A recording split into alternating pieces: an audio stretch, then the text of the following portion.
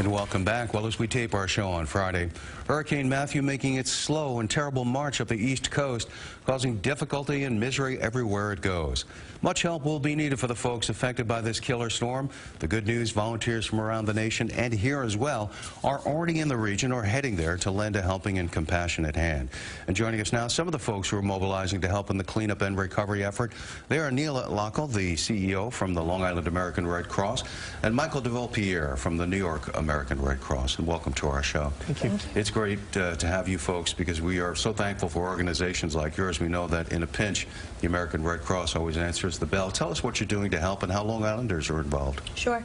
So as soon as the threat of the storm became imminent, Red Crosses across the country were preparing, and down south we had been pre-positioning supplies and identifying shelters. Long Island volunteers have already deployed down to support the shelters and the distribution sites to support the communities down south, and we have more volunteers heading down in the coming days.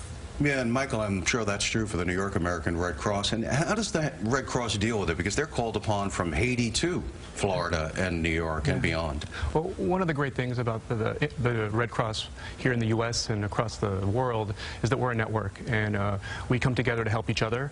So the American Red Cross will come forward and help the people of Haiti out when needed, and people from outside this region in New York during Superstorm Sandy came to us, and now it's our turn to give back and to support the people of the Southeast. Yeah, I'm sure we'll be seeing people from out west and from the middle of the country wanting to help out as well.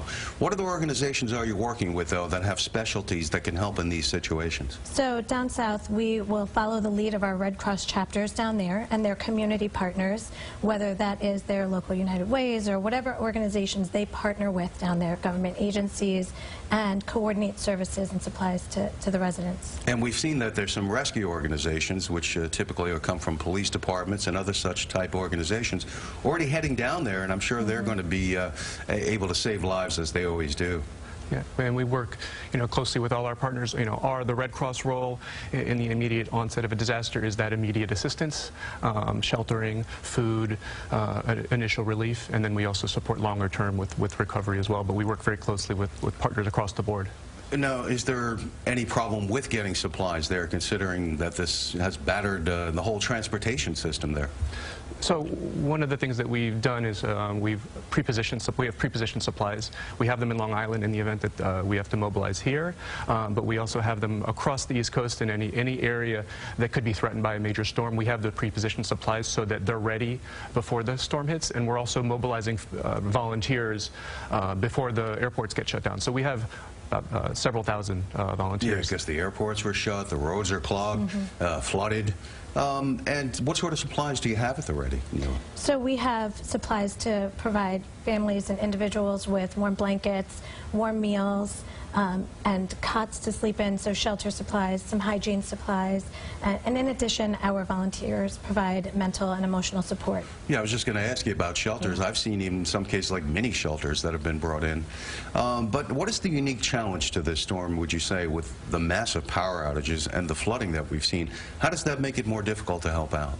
So one of the key things that are so critical in a disaster in the onset is to make sure that the people heed the evacuation warnings. The Red Cross has shelters where we're providing safe place to stay and warm meals, but a challenge is the people that don't evacuate. So that's why it's so important if you're in the path of a storm to heed those evacuation warnings, because it could take a little bit of time for that aid to get once the storm passes. You agree with that, I'm sure, Neil? Absolutely. Yeah. No, absolutely. I think that some of the challenges are, as Michael said, when people aren't following the orders of the local government to evacuate, but also just making sure that everybody is accessing the resources that are available to them. And so finding shelters, you can go to redcross.org, you can call 1-800-RED-CROSS, identify where some local shelters are that people can get to. I would imagine that the Red Cross, like many other organizations, has probably ramped up since Superstorm Sandy hit us 4 years ago. Do you have more staff and volunteers now? I would say that we have a lot We more do. volunteers, So, for sure. any major disaster, such as the scale of Sandy, we see a huge influx of people who want to come out and help, whether it's here in New York, who are helping directly their communities, or whether it's outside this area and they want to come to New York and help. So a lot of the volunteers who came forward after Sandy are now coming forward, and they're going to help out down in the southeast. Well, what lessons have been learned from that storm, if any? Were any lessons learned that can be put to use here now?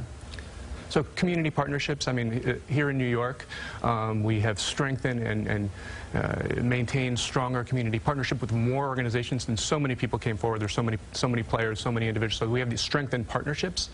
We have more pre-positioned supplies that can get to those communities quicker.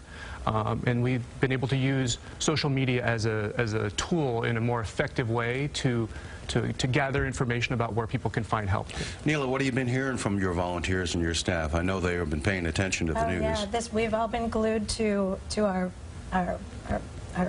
email, our TVs, trying to follow what's going on. Our volunteers and our staff are really energized to go support what's going on. Certainly on Long Island, as a result of having survived Superstorm Sandy, we really recognize how important it is for everybody to step up and step in. And given the experiences that we've gone through, I think that our volunteers and staff have a lot to offer. Yeah, you have to be impressed. I mean, they put themselves in harm's way, just like we're first responders. You know, even the media, I don't think we get credit for going down there and trying to tell a story. This is a dangerous place to be right now. Absolutely. Well, you know, Mr. DeVolpierre, you see now what happened in Haiti, and you had some experience there from the earthquake. Talk about that. I did. About a year ago, I went down to Port-au-Prince and spent some time working with the American Red Cross staff down there, working with the Haitian Red Cross staff there, and also working with partners, communicating our work and capturing stories of individuals and the impact of Red Cross services down there. What did you think when you went there and what you saw? It was my first experience outside of the U.S. with the Red Cross. The Red Cross is an international relief organization. We have representation in 190 countries, so it was really great to work with international staff who carry out that same Red Cross mission that I do. But I and mean, my the colleagues conditions here. that you saw, what did you think about the condition, I mean, the people live in vulnerable conditions susceptible to the weather, so that's why this storm was such a concern. I've been able to work closely and see the impact of the Red Cross work on the ground, but it's important for people to know that the global Red Cross and the Haitian Red Cross and the American Red Cross is on the ground helping. They're there. They're there. Well, we have just a few seconds left, Neela. What can we do to help? I think that people can step up and register to volunteer with the Red Cross. You can go to redcross.org and register to volunteer. Financial support is a tremendous boon for the work that we are doing. It gives us the support and the opportunity to do what we need to do. People can text Red Cross to 90999 and make a $10 donation, or you can reach out to your local Red Cross chapter and ask how you can support the work. You know, in the past, people would send cans of food and things like that, but I think what we've seen, it's evolved now. That what do you prefer, that the cash, right? You know, the financial assistance gives the Red Cross the opportunity to actually respond specifically to what the needs of the local community are, and so that is always the best way to support a relief effort, and so we encourage people to go that route. Well, and I know that people are going to respond, and we really appreciate it. The hundreds and thousands of volunteers that are on their way to help those in need in the path of Hurricane Matthew. Neela Lockhall and also Michael DeVolpierre from the American Red Cross in New York and Long Island, thank you so much for your efforts. Thank you so much for having us.